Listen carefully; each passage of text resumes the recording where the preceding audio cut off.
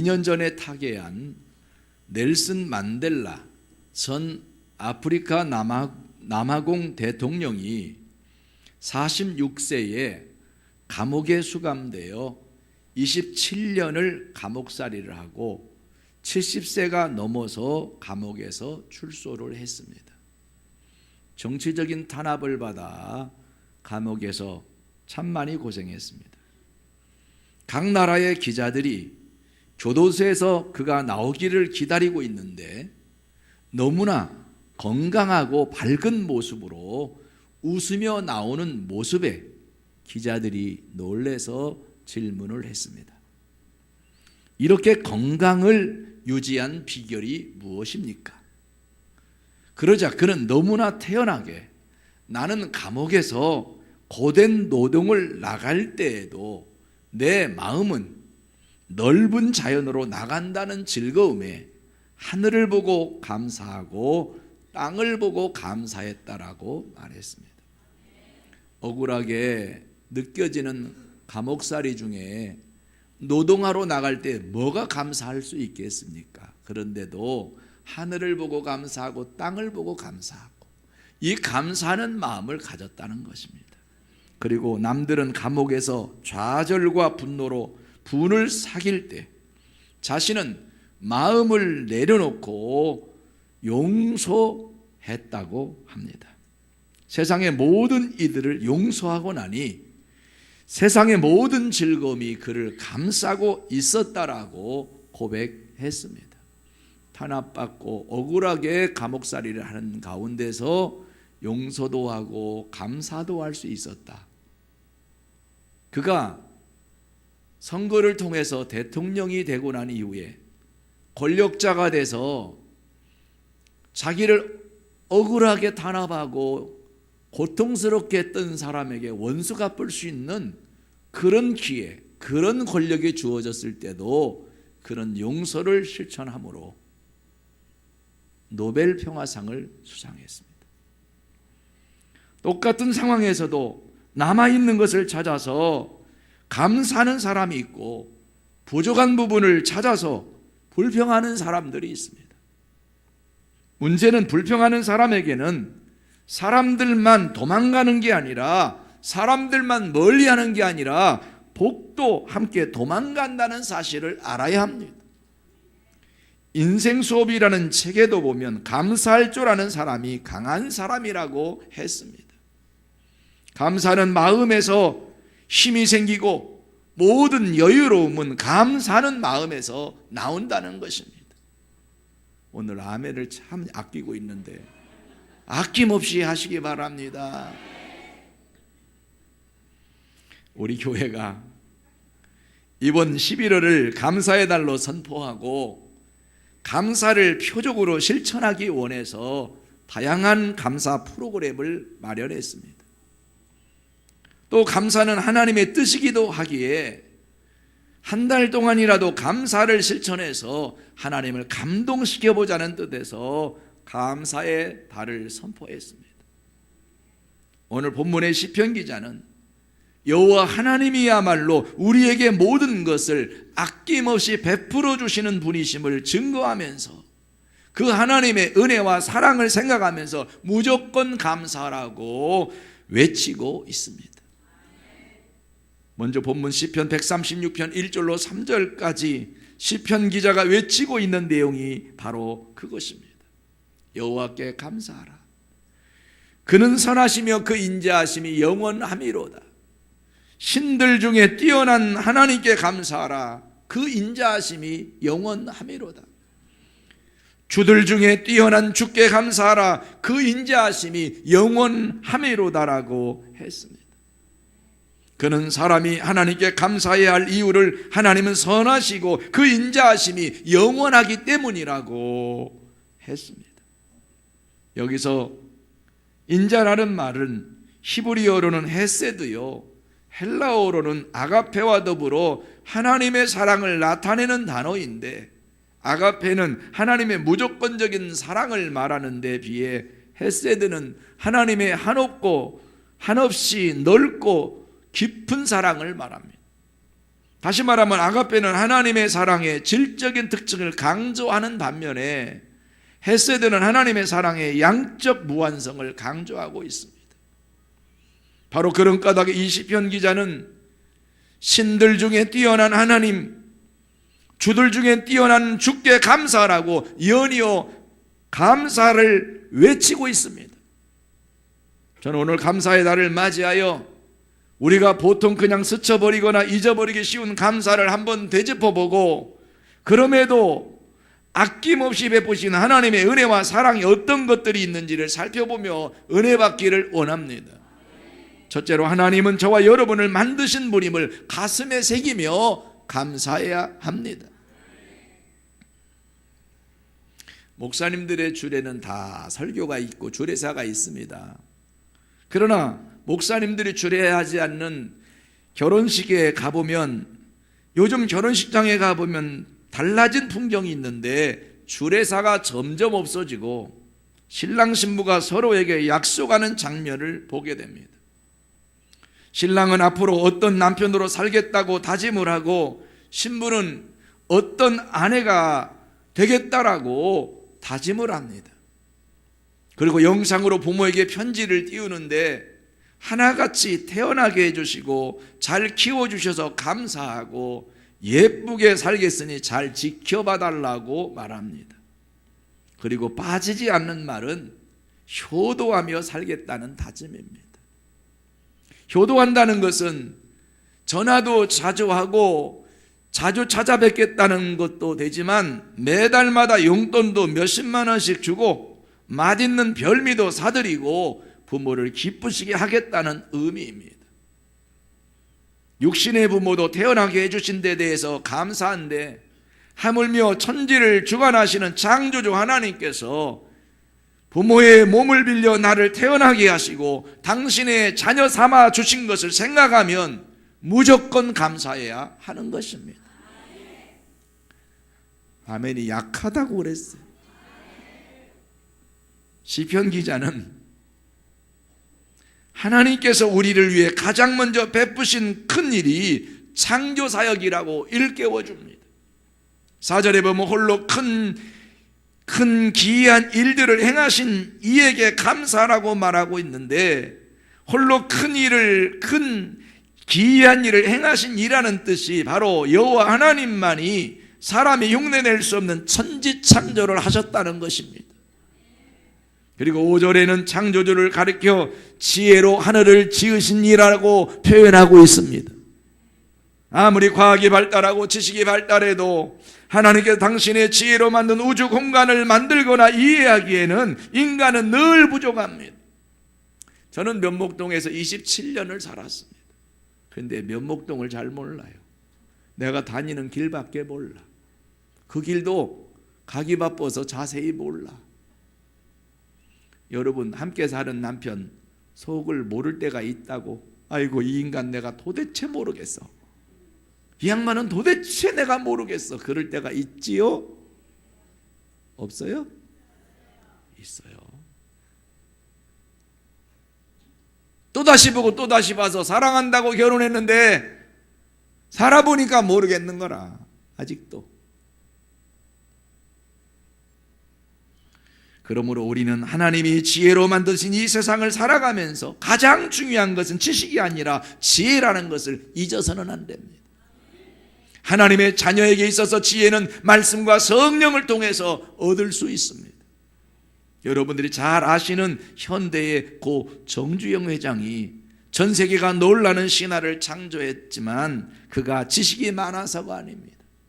그는 초등학교밖에 졸업하지 못했습니다. 그러나 신념과 지혜가 남달랐습니다. 요즘 세상은 지혜로운 자들이 누리는 세상입니다. 요즘은 세계를 움직이는 기업들도 나눔을 실천합니다. 기업 정신을 보면 나눔입니다.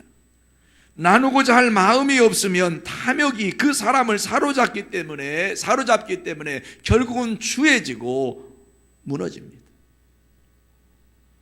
요즘은 재능도 기부 시대에 살고 있습니다. 프로일수록 많은 개런티를 받지만 때로는 기부할 자리는 과감하게 재능 기부를 합니다. 그것이 오늘날 프로정신입니다. 저도 어떤 곳에서는 부흥회를 마치고 사례비를 받지만 때로는 기부하고 올 때가 있습니다. 감사는 바로 나눔이기 때문입니다. 여러분, 모임이나 어떤 곳에 갔을 때든 여러분 베풀고 나누려고 하는 성도로 사시기를 바랍니다. 감사가 없는 사람은 절대로 헌금도 못합니다. 감성이 있어야 감사의 마음이 차오릅니다. 많이 배운 사람은 지식도 나누어야 합니다. 혼자 잘나서 사는 시대가 아니기 때문입니다. 남보다 많이 가졌다, 많이 배웠다, 남보다 많은 것을 알고 있다, 여러분 다 베풀어야 될 위치에 있는 것임을 기억하시기 바랍니다. 남보다 더 건강하다, 남보다 더 많은 것을 내가 소유하고 있다, 이 사람은 베풀라고 하나님이 그런 위치에 있게 하신 것을 알고 베풀기를 즐겨 하시기를 주의 이름으로 축원합니다. 아멘이 너무나 입만 딸싹거리는 아멘 하지 말고 마음으로부터 우러나오는 진심의 간절한 적극적인 아멘을 하시기 바랍니다. 할렐루야. 요즘 우리나라 사람들은 책 잘 안 읽기로 유명합니다. 컴퓨터가 인간을 대신해서 일할 뿐 아니라 지식을 저장하고 있고 사람은 검색만 하면 된다고 생각합니다. 그러니 책을 통해 감성을 얻고 지혜를 얻기보다는 컴퓨터가 없으면 바보가 되어버리는 시대에 살고 있습니다. 요즘 자식은 부모 핸드폰 번호도 모릅니다. 핸드폰을 잃어버리면 그냥 바보가 되는 세상이 요즘 세상입니다. 그렇기 때문에 인생을 살아가는데 내공이 없습니다. 조금만 어렵고 힘든 일 닥치면 감당을 못해요. 그래서 엉뚱한 행동을 하게 되고, 그래서 내공이 없으니까 좌절도 크게 하고 죽기까지 하고 그러는 거예요. 과거에 우리 선조들은 지식보다 지혜로 살아갔습니다. 무협지 같은 책을 보아도 어떤 스승에게 제자가 되고자 한 수를 배우겠다고 찾아오면 그 스승은 만나주기는커녕 얼굴도 안 비치고 장작을 패게 한다거나 청소를 하게 한다거나 굳은 일을 시키며 수년간 인내심을 테스트한 후 그의 됨됨이를 살핍니다. 많은 세월이 흘러 그의 인격이 합격되면 어느 날 이리 오너라 해서 한 수를 가르쳐 준 다음 하사나라고 하는 장면을 많이 보아왔습니다. 내공을 쌓게 하는 것입니다. 신앙생활에도 내공이 있어야 합니다. 그래서 경륜을 무시할 수 없습니다. 내공이 없으면 교회에 대한 부정적인 기사만 나도 부정적이 되어 교회를 안 나오고 세상으로 나갑니다. 여러분, 예수 믿는 사람들이 잘못 살았다고, 지도자가 잘못 살았다고 예수를 안 믿는다는 생각을 할 수 있다는 것은 신앙에 내공이 없는 거예요. 예수님이 잘못한 게 아닌데 왜 그의 잘못된 것 때문에 내가 예수를 안 믿고 교회를 안 나갑니까? 오늘 여러분 신앙생활을 바로 할 수 있기를 축원합니다. 우리는 사단의 전략에 말리면 안 돼요. 그러므로 지혜로운 자가 되기 위해서는 말씀과 기도로 내공을 쌓아가는 자가 되시기를 주의 이름으로 축원합니다. 하나님은 천지를 창조하시고 가장 먼저 인간이 살아가는 데 필요한 빛, 곧 우주의 기반이 되는 에너지를 만들었습니다. 그리고 물과 궁창을 만들어 사람이 살아갈 수 있는 환경을 조성하신 후에 비로소 사람을 만드셨습니다. 이는 모든 자연을 사람을 위해 예비하신 것입니다. 사람이 만물의 영장이 되심은 사람이 잘나서가 아닙니다. 하나님께서 이미 생육하고 번성하고 충만하여 그 땅을 정복하고 다스림으로 하나님께 영광 돌릴 존재로 만드셨기 때문입니다. 그러므로 우리 인간은 다른 동물과는 다르게 살아야 합니다. 감정을 따라만 살면 안 됩니다. 말씀을 따라 살아야 하는 것이고 하나님 영광을 위하여 살아야 하는 것입니다. 매 순간 생각할 때마다 하나님을 생각하며 감사해야 될 이유가 여기에 있는 것이 옳습니다. 본문 6절에서 9절에 기록된 것처럼 무엇이든지 다 감사라고 말하고 있습니다. 하늘에 가을 하늘의 화창한 햇빛을 보고도 감사하고, 꽃잎이 흔들리는 것을 보고도 감사하고, 내가 걸어갈 수 있는 모습을 보면서도 감사하고, 달과 별을 보면서도 감사하고, 무엇이든지 범사에 감사해야 하는 것이 오늘 말씀의 가르침입니다. 그러므로 여러분 모두가 범사에 감사하기를 즐겨하고 기뻐하는 자가 되시기를 주의 이름으로 축원합니다. 여러분 감사하는 모습을 보면 여러분도 좋지 않습니까? 짜증내는 사람 보면 여러분도 속상하지 않아요? 뭐 저런 사람이 다 있어. 감사하는 사람 보면 너무 귀하게 보이지 않습니까? 그런 자에게 뭐든지 주고 싶은 것이 더 많이 생겨지는 거 아니겠습니까? 오늘 하나님께서는 감사라고 말하고 있으니, 범사에 감사라고 말씀하고 있으니, 하나님의 뜻이라고 말씀하고 있으니 감사하기를 기뻐하고 즐겨하시기를 주의 이름으로 축원합니다. 아멘. 내가 살고 있는 이 세계가 그저 우연히 창조되었다고 생각하는 것은 자연계에 대한 가장 큰 무지요, 창조주 하나님께 대한 중대한 오류를 범하는 죄가 있습니다. 사람이 스스로 속고 있는 것 중에 하나가 모든 것을 당연한 것을 여기며 감사치 않는 것입니다. 내가 받은 사랑도 당연한 것으로, 내가 받는 대우도 당연한 것으로, 내가 받는 건강한 것도, 내가 지금 건강한 것도 당연한 것으로 생각합니다. 그러다가 그 당연함에 문제가 생기면 불평하고 폭력으로 이어집니다. 불평으로 이어집니다. 이것이 사람이 속고 있는 것입니다. 만약 여러분이 지금 공기가 없어서 5분만 숨을 쉬지 못한다면 죽습니다. 그런데도 하나님이 주신 공기, 햇살, 건강 모두 다 당연하게 받아들이고 그것을 누리면서도 감사할 줄을 모릅니다. 사람은 작은 것에 감사해야 큰 것을 얻고, 부족할 때 감사해야 넘침이 있고, 고통 중에 감사해야 문제가 해결되고, 있는 중에 감사해야 누리며 사는 복을 하나님이 주시고 싶지 않으시겠습니까? 그러므로 여러분 모두가 지금 어떤 환경에 처해 있든지 간에 감사를 회복할 수 있기를 주의 이름으로 축원합니다. 그러므로 우리는 천지를 창조하시고 그 가운데 복을 주셔서 하나님의 자녀로 살게 하시고 이렇게 건강하게 하나님께 예배드릴 수 있음을 감사하는 성도가 되시기를 주의 이름으로 축복합니다. 두 번째로 죄 가운데서 구원하신 하나님의 인자하심에 감사해야 합니다. 오늘 본문 10절로 15절 말씀을 함께 읽어보겠습니다. 읽으시겠습니다. 애굽의 장자를 치신 이에게 감사하라. 그 인자하심이 영원함이로다.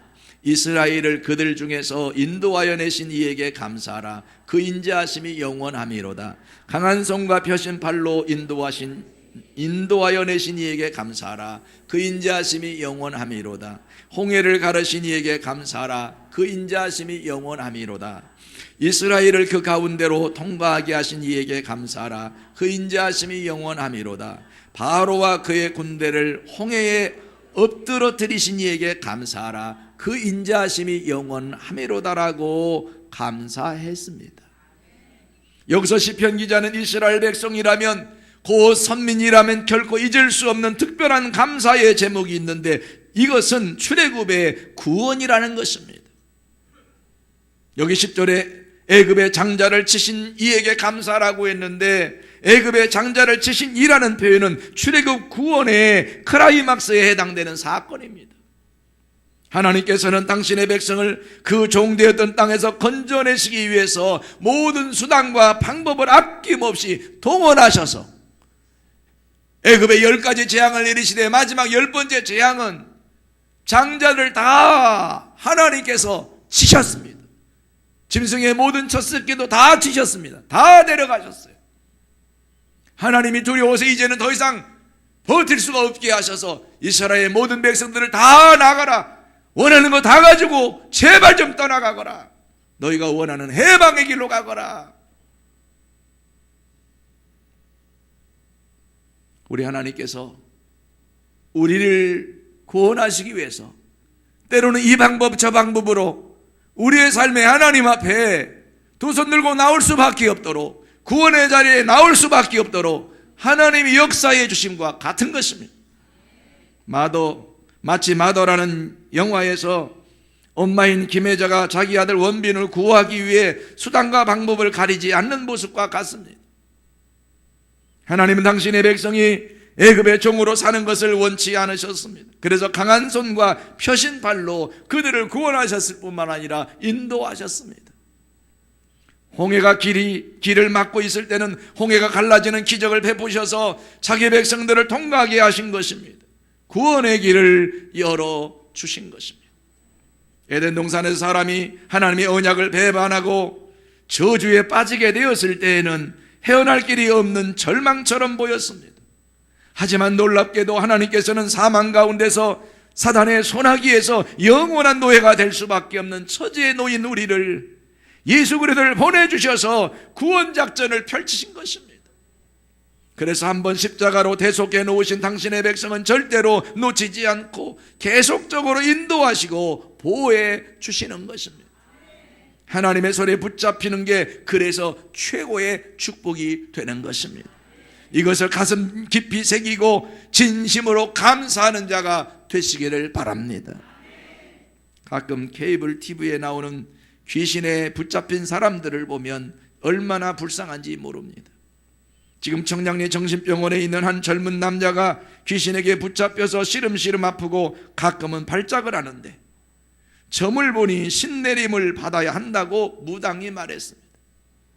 이제가 30 넘은 젊은 남자가 무당에 대해야 한다니 그 집안에서는 기가 막힐 노릇이 아니겠습니까?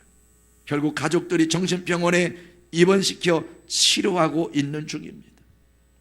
사단의 종노릇에서 해방받지 못하면 그의 인생은 비참해질 수밖에 없습니다. 그러므로 우리는 죄의 사슬에서 곧 사단의 손아귀에서 우리를 구원해 주신 하나님께 날마다 감사로 영광을 돌려야 하는 것입니다. 다윗이 하나님께 내 마음에 합한 자라고 최고의 칭찬을 듣고 내가 다윗을 통하여 나의 뜻을 다 이루리라고 말씀하셨던 이유는 다윗의 감사 때문이었습니다. 다윗은 최악의 상황에서도 자신을 하나님의 종으로 생각하고 한없이 낮아진 마음으로 모든 일에 감사했습니다. 그 마음의 자세가 하나님을 기쁘시게 하고 감동시킨 것입니다. 웬일인지 웬 은혜인지 하나님께서 저와 여러분을 당신의 백성 삼아주시고 구원해주시고 하나님께서 붙들어주시고 가장 넓게 펴신 발로 우리를 품어주시니 하나님의 사랑을 어찌 감사하지 않을 수 있겠습니까?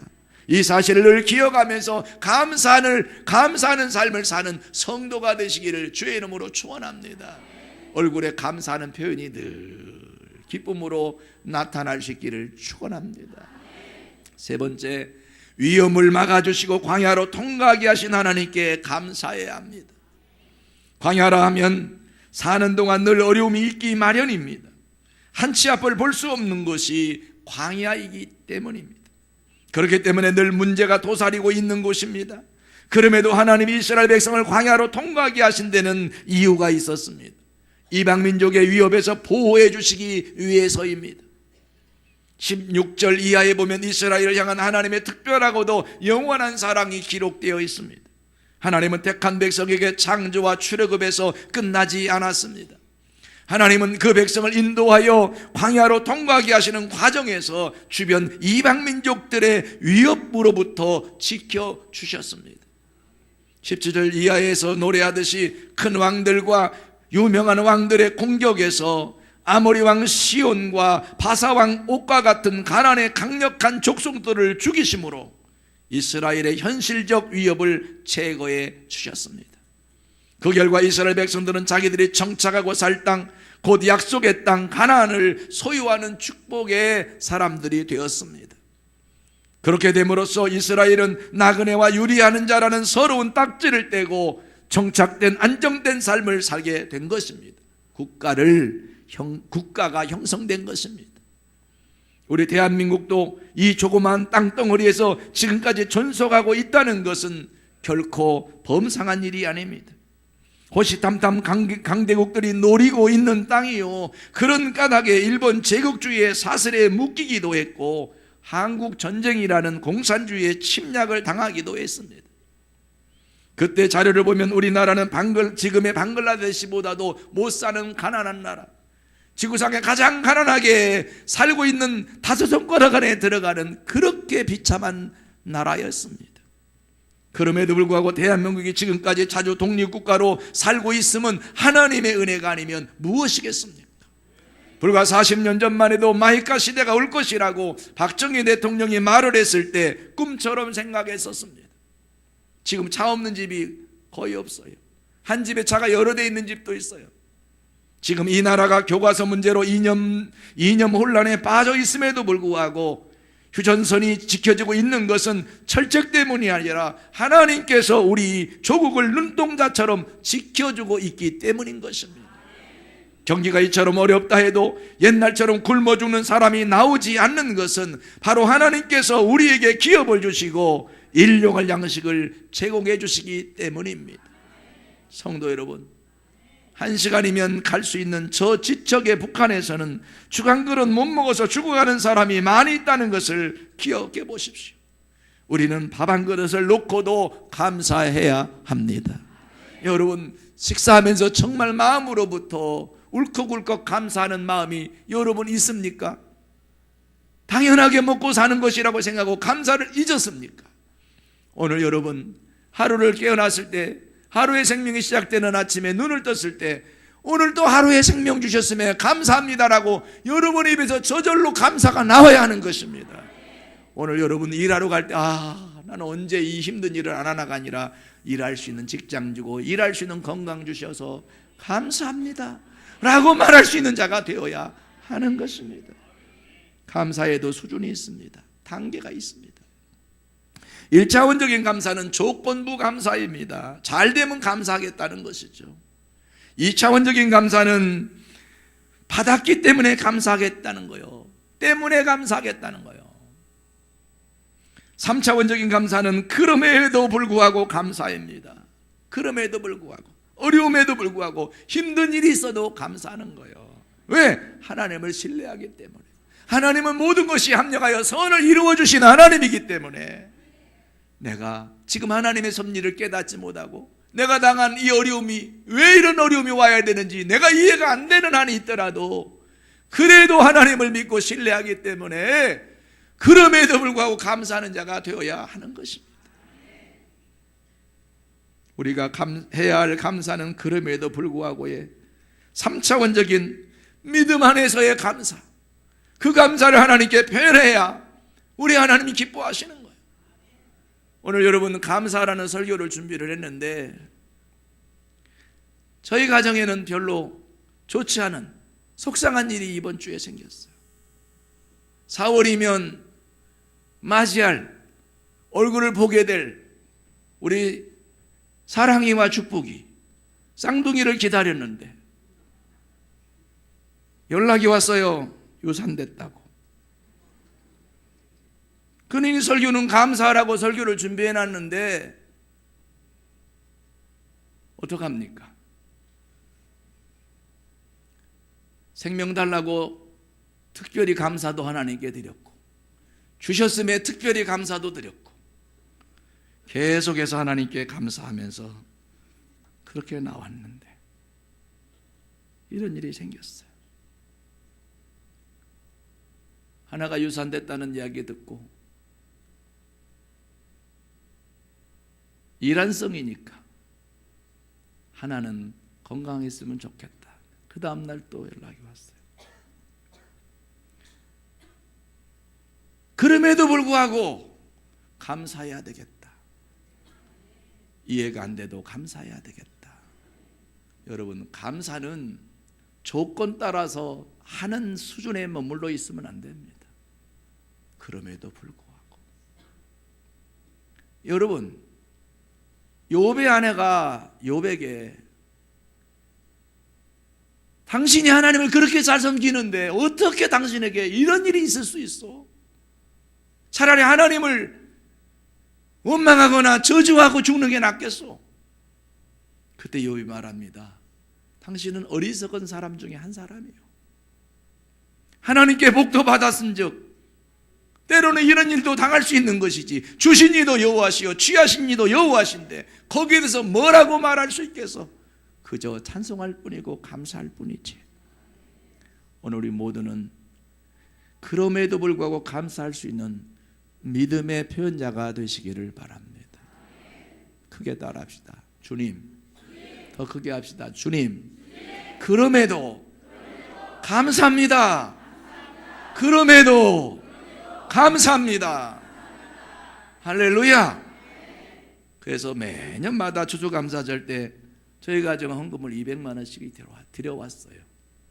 올해는 더 감사해야 되겠다고 생각합니다. 오늘 하나님 앞에 여러분 어렵고 힘들수록 그 어려움의 과정을 통하여 하나님이 더 크게 축복하시고 더 크게 들었을 하나님의 섭리가 있음을 기억하고 감사할 줄 아는 자가 되시기를 주의 이름으로 축원합니다. 저는 3살 때 아버지 돌아가셔서 5살 때 고아원 생활을 시작해서 참 많은 고생을 했어요. 초등학교 5학년 때부터 돈 벌어 공부하며 아픈 세월을 보냈습니다. 등록금 한 학기 부모에게 혜택받지도 못하게 지냈어요. 감사할 수 있는 환경이 아니었어요. 그러나 내가 예수를 믿었기 때문에 불평하지 않고 살았어요. 그런데 내가 주의 종이 돼서 목회를 처음 시작했는데 면목동에 건물로도 시작을 했는데 교인들이 다 공장 생활하는 청년들이 처음 멤버들이라. 중학교 졸업하고 서울 올라와서 시다 시작해서 미싱사 재단사, 고등학교 졸업 못하고 중학교 졸업한 친구들, 중학교도 졸업하지 못한 가난해서 어려워서 부모 혜택을 보지 못한 상처 입은 그들이 초창기 멤버들이었어요. 그들의 표정은 목사님 우리 같은 사람들의 사정을 잘 모른다는 거예요. 그래서 나는 더 고생했는데 하고 내가 고생했던 이야기를 했더니 목사님 우리보다 더 고생하셨군요 하고 마음의 문을 열고 얼마나 잘 따르고 순종하는지 제가 깨달았어요. 어려운 사람들 목회하게 하려니까 하나님이 나를 더 어려운데 훈련시키고 단련시켰구나. 주께서 인생으로 고생하며 근심하게 하심이 본심이 아니시지만 그러나 그런 과정을 주시는 것은 하나님께서 더 나은 하나님의 사람으로 더 축복의 모델로 더 귀하고 존귀하게 쓰시기 위해서 때로는 그렇게 하실 때가 있다는 것입니다. 오늘 여러분 배고파 본 사람이 배고파하는 사람에게 위로자가 되고 어려운 일 당했던 사람이 어려운 일 당하는 자에게 위로자가 되지 전혀 어렵지도 않았던 사람이 찾아가서 위로받으세요 위로받으세요 하면 짜증나요. 당신 나같이 어려움 당해보지 않았으니까 그런 말 하는 거지. 제발 좀 가. 내 앞에서 좀 사라졌으면 좋겠어. 그러나 나보다 더 아픈 일을 당하고 더 괴로운 일을 당하고 더 기가 막힌 일을 당한 사람이 와서 힘들지요. 얼마나 힘드세요? 나도 힘들어 보니까 마음을 알겠어요. 무슨 일이 있으셨는데요? 이런 일이 있었죠. 내 문제는 세 발의 피네요. 내 고통은 아무것도 아니네요. 그게 위로가 되는 거예요. 여러분 어렵습니까? 힘듭니까? 답답합니까? 그럼에도 감사하시기 바랍니다. 그러면 그 과정을 하나님이 통과하게 하시고 놀라운 축복으로 역사해 줄 줄로 믿습니다. 이번 감사의 달에 저와 여러분은 3차원적인 감사를 드리기를 주의 이름으로 축원합니다. 크게 따라합시다. 주여! 그럼에도 불구하고 감사합니다. 그럼에도 불구하고 미국의 오하이오주의 브록터 캠블 비누 회사를 설립한 사장이 있었는데 이 사람은 늘 감사하는 삶을 생활하고 있었습니다. 어느 날 직원의 실수로 기계 작동 시간을 잘못 맞추는 바람에 엉뚱한 비누 제품이 생산되어 회사에 막대한 손실을 입게 되었고 그 책임을 지고 직원이 사표를 제출했습니다. 직원이 사표 썼어도 회사의 손실이 크니 얼마나 아프고 속상하겠습니까? 그런데도 불평하지 않고, 이 사장은 이 사건을 수습하는 과정에서 특이한 점을 발견하게 되었는데 비누가 가벼워져서 물에 뜨는 것이었습니다. 그는 생각했습니다. 목욕을 하는데 비누가 물에 뜬다면 더 좋은 일이 아닌가. 그의 역발상을 통해 개발된 비누가 아이보리 비누요, 그 회사는 아이보리 비누를 통해서 큰 매출을 올려 회사가 잘 됐다는 거예요. 여러분, 불행한 일이, 큰 어려움이 도리어 감사의 기회가 됐다는 거죠. 기적을 낳게 됐다는 것입니다. 여러분, 감사는 기적을 일으킵니다. 우리도 이런 감사의 기적을 체험하는 성도들이 되시기를 주의 이름으로 축원합니다. 남보다 더 좋고 환경이 더 나은 환경 속에 있을 때만 감사하려고 하지 마십시오. 원래 인물은 연단이 큰 거예요. 원래 장교는 훈련 기간도 길고 훈련의 강도도 강한 거예요. 사병은 짧아, 훈련 강도도 낮아. 하나님이 크게 쓰시고 하나님이 크게 복 주실 사람은 보통 사람같이 연단 안 시킨다. 더 강력한 연단, 더 많은 그 연단, 그 과정을 잘 통과하게 해서 하나님이 귀하게 들어 쓰시는 거예요. 18금 연단하는 불의 강도와 시간이 달라요. 24금 연단하는 그 강도가 달라요. 여러분, 우리 모두는 정금 같은 믿음이 돼서 그럼에도 불구하고 감사함으로 하나님에 대해서 아름답게 이루는 자가 되시기를 바랍니다. 사랑하는 성도 여러분, 하나님은 사랑하는 자녀가 잘못되는 것을 원치 않습니다. 사람이 얼마나 행복한가는 감사의 깊이에 달려 있습니다. 말만 감사하는 것은 믿을 만한 감사가 아닙니다. 행동으로 감사해야 하는 것입니다. 성도의 신앙생활 중에 가장 중요한 것 중에 하나는 감사 생활입니다. 감사는 은혜 받는 그릇이요 축복받는 그릇이기 때문입니다. 여러분 모두가 그릇 준비 잘 하시기를 축원합니다. 그러므로 11월 감사의 달에는 무엇보다도 항상 기뻐하고 쉬지 말고 기도하고 범사에 감사하는 삶을 살아가는 성도님들이 되시기를 주의 이름으로 축원합니다. 감사로 하나님을 영화롭게 하는 자에게 하나님이 구원을 보이시겠다 그랬어요. 오늘 감사로 하나님을 영화롭게 하시기를 주의 이름으로 축원합니다. 감사로 하나님을 영화롭게 하리라. 감사로 하나님을 영화롭게 하리라. 감사로 하나님을 영화롭게 하리라. 기도하십시오.